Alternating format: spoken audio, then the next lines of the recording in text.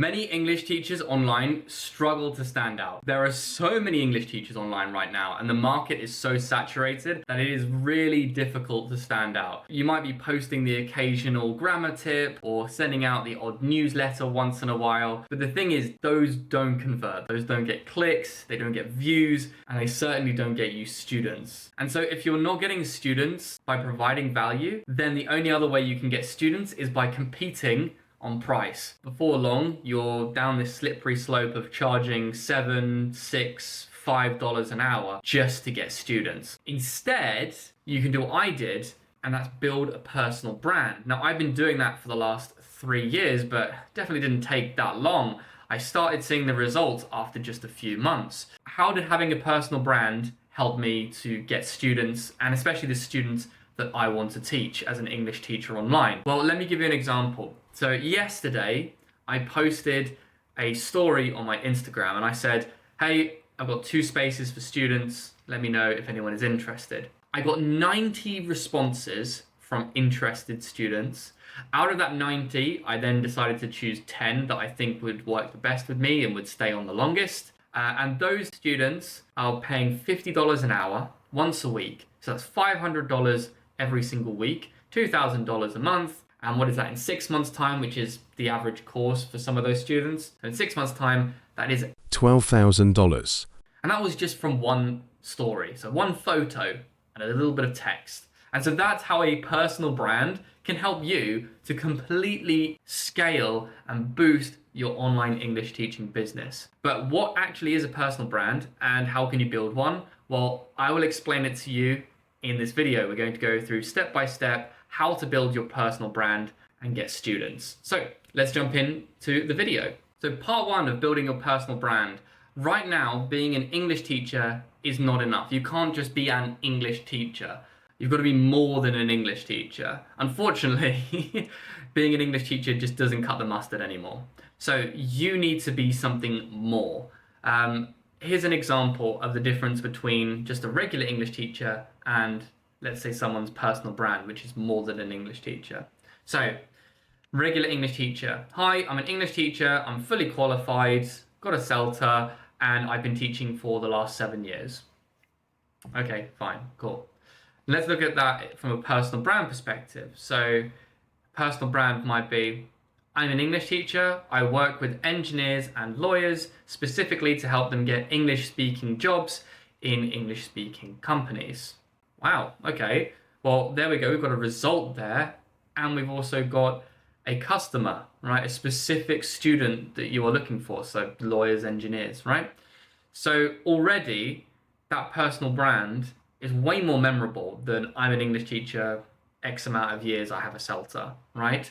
The first thing you should be doing is deciding who are you targeting, what kind of students are you targeting, and what kind of result are you going to get them, right? Those are 2 really, really important things. So it could be, as we said before, getting lawyers into English-speaking jobs in English-speaking companies. Brilliant. It could be helping IELTS students from Spanish-speaking countries get band 7+. Also very, very good. Really decide who is your target audience, who is your target customer, your ideal customer profile, they call it, ICP, and what is the value you provide? What do they walk away with at the end of your lessons, right? So those 2 things, very, very important. If you do not know what sort of student you want to target, well, have a think about what your expertise is. What do you have the most knowledge about? What do you have the most skills in, right? What skills do you have? What knowledge do you have? What experience do you have as well, right? If you completely self-taught yourself and you're a native Portuguese speaker and you completely self-taught yourself English, well, why not teach other Portuguese speakers the same methods and techniques that you used to become a fluent speaker, right? Isn't that brilliant, right? You already have the experience, and because you've already done it, because you've already gone from non-native to fluent as a Portuguese speaker, people are more willing to trust you because you are your own case study. So already, brilliant. That's like a really, really handy thing to have. So look at your expertise, look at your skill set, look at your knowledge, and then from there, decide who your ideal customer is and what kind of value and result you want to provide to them. That's already the first step of building your personal brand. So a quick exercise to summarize that first step. If you could only teach one type of student for the rest of your life, what kind of student would it be? So write that down, and that should give you a little bit better of an idea of what kind of student you want to start appealing to when building your personal brand. So now we're on to step 2. We've understood who your ideal customer profile is. Now we need to provide value to them in the right places. So first of all, let's talk about what are the right places to provide value, and then we'll talk about the value. So right places, well, you need to find out where your ideal customer profile is hanging out. Where are they online? And then you can position yourself in front of them. So let's just have a think about most students are going to be on social media platforms. So already social media platforms, pretty obvious choice. But let's say, for example, your ideal customer profile, so your ideal student is an engineer. Let's say it's an engineer. Chances are they are going to be on somewhere like LinkedIn or even Blue Sky or Twitter or something like that. So you probably also need to be providing value on those platforms. If your ideal customer profile, let's say, is an IELTS student, well, maybe they might be looking on places like YouTube for tips and tricks to help them with their IELTS, in which case you can be there providing value to them, getting your face in front of them, showing your personal brand, so that then they will work with you. So it's all about finding out where your ideal customer profile hangs out, where they are going to be, and then providing value there. But what do I mean by providing value? Well, in this day and age, we cannot charge for everything. You cannot just put everything behind a paywall, because people need to warm to you. They need to get used to you. And that's kind of what a personal brand really is all about, is people getting used to the free version of you. So you need to be providing some kind of value to these people so that they feel,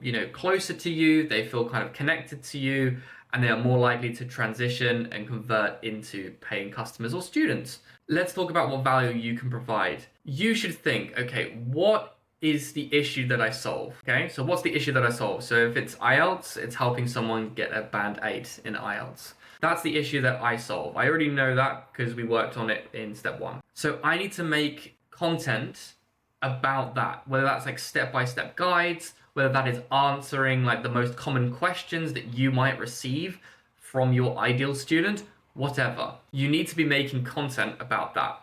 Now, one thing that a lot of people get stuck with is they think, oh my gosh, I need to make so much different content, but there is only so much I can talk about when it comes to, let's say, for example, IELTS writing. It's okay to repeat content. It's okay to repeat things multiple times. In fact, it's better that you do that. It's better that you repeat things multiple times in the content you provide, in the value you provide. Why? Because people don't always pay attention the first time, and not everyone sees it the first time. So it's okay to repeat stuff. It's okay to do, let's say, 6 videos on the same topic, just slightly different, worded slightly different, or from slightly different perspectives. It's okay. And a lot of people, that's why they get stuck. They have this kind of fear that everything needs to be completely unique. And I had that fear as well when I first started. But people forget. People need to be reminded, and often people are more likely to convert to being students if they've seen you say something once, twice, 3 times. Once you get to that 3rd time, people become familiar with your voice, they become familiar with the way in which you teach something, and they're focusing less on that new thing being taught and more about how it's being taught. And that's the good thing. Once they focus on how it's being taught, they connect to your methods, and then they become more likely to convert. So, getting in front of the right people, going to the right places to get in front of the right people, and then sharing the right information, value, and content to those people, and helping them achieve the result you said in step 1. Doesn't matter if it's free, doesn't matter if it's paid, you're helping them achieve the result step by step. And before we jump into part 3, if you're liking this video, make sure to tap the like button and subscribe. I'm always here making new content for you online English teachers so that you can grow your business and become a successful entrepreneur. Finally, step 3 of building your personal brand. This is the monetization section. Yay! We get to actually earn money as teachers from all the hard work that we put in. We've understood what value you provide, what kind of person you are. We understand where we are and what content we're doing, what value we're providing in a certain place. Now we need to convert. Now, of course, this can be done in many different ways, but you need to think about what offer it is that you want to provide. Now, it could be one-to-one coaching, it could be a course, it could be a community, it could be a digital product, it could be anything really. There are so many options when it comes to an offer. But the key thing is you want to make sure that your offer actually works and that it's an offer that people want. So at the beginning, feel free to try different things. See what works for you. Also see what attracts the most excitement from your ideal customer profile, from your ideal student. What do they actually want? And then build that. A lot of time people kind of work backwards. They build something they think the audience wants, they think people want, and actually they don't want it. Instead, you want to do the other way around. Ask your ideal customer, ask your ideal student, what is it that you think you need? And then build that. Right? You can build it on the go. You don't need to build it straight away. You can build the first quarter of it or the first half of it and then finish it off as you start bringing in students already. It doesn't matter because what you're doing is you're also iterating and providing the best experience and the best results for them. Sometimes having everything planned out is the worst way to go about it. Sometimes having half planned and then finishing off the rest once you get a better idea of what students want, that's the best thing to do. The second part of step 3 is going to be conversion, and this is how you actually get students from, fans and audience members and followers into actually paying students. So the different methods that you might want to use are things like DM automation, newsletters, warm reach out, which is contacting people who have already shown an interest in your classes, cold reach, which is messaging people who haven't even seen your stuff yet, but you think they might benefit from your offer or from your course. I'll probably make a video about conversion methods in the future. So if you're watching this several years in the future, maybe check out the rest of my channel. I'm sure I probably made a video about it by then. Now, I said step 3 was the last step, but there's actually a hidden step 4, and that is being consistent. And I don't just mean being consistent with, posting regularly, like every day or every other day, but also being consistent across your content, across the value you provide. If, as a teacher, one moment I'm teaching IELTS, and then the next moment I'm teaching something completely different, and then I'm saying, hey, engineering students, look at me, and then I'm talking about the differences between Spanish and English, there are so many different things going on there. It's hard for the audience to understand what you do and what your personal brand is. So be consistent with your personal brand. Always think, is my content helping my ideal audience, my ideal customer profile? If it's not appealing to them, why am I making this content? Is it because I want to make something general so that I can get a really viral video and potentially get some more, viewers in? Am I trying to expand my niche or my offering? So am I trying to open my offer to more people? If it's none of those, then maybe you might just be trying to jump on a trend in the hopes that you will get more views and clicks.